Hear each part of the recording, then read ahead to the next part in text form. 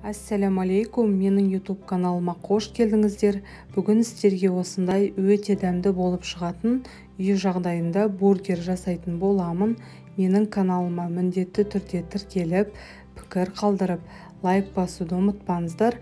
Басқа да жаңа видеоларымды жіберіп алмайтын боласыздар. Осы видеоның астына, яғни описанияға барлық керек заттарды толық жазып қоятын боламын. Ең алдымен бізге жылы сүтімізге ашытқы мен шым-шым тұзымызды салып, араластырып, ашытқымыз дайын болғанша күтетін боламыз. Келесі кезекте сұйық май мен жұмыртқамызды және де ұнымызды салып, басында венчикпен араластырып алатын боламыз. Одан кейін осылай қолымызбен жұмсақ қамыр илеуге кірісетін боламыз. Қамырымызды өте жұмсақ қылып илейміз.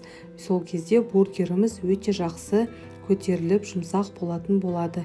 Енді көтерілгенше бетін жауып, жарты сағатқа қойып қоямыз. Келесі кезекте қызанағымызды осылай домалақ етіп, жіңішкелеп кесетін боламыз. Яғни өте жуан қылмаймыз, жегенге ыңғайсыз болады.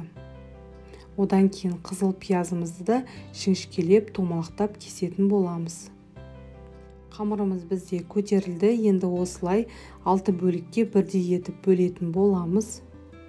Қолымызбен осылай домалақтаймыз және де кішкене осылай жалпақтау етіп формаға келтіретін боламыз. Одан кейін жұмыртқамызды жағып, бетіне кунжут себеміз.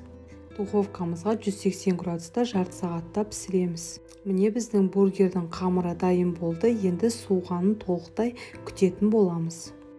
Қамырымыз суығаннан кейін осылай дәл ортасынан бірдей етіп кесеміз.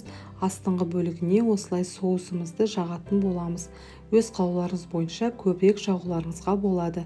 Одан кейін листья салата, қызанақ, котлет және де сырымызды, қызыл сарымсақ, қызанақ және де листья салата, қызыл сарымсақты ең соңында бургеріміздің бетін жабатын боламыз. Міне біздің ерекше үй жағдайында дайындалатын бургеріміз дайын болды. Өте дәмді болып шығатыны сөзсіз. Міндетті түрде жасап көріңіздер. Сіздерге ұнайды деген ойдамын. Менің каналыма міндетті түрде тіркеліп қоюды ұмытпаңыздар. Менің басқа да жаңа видеоларымды жіберіп алмайтын боласыздар. Келесі жаңа видеоларымда кездескенше сау саламат болыңыздар.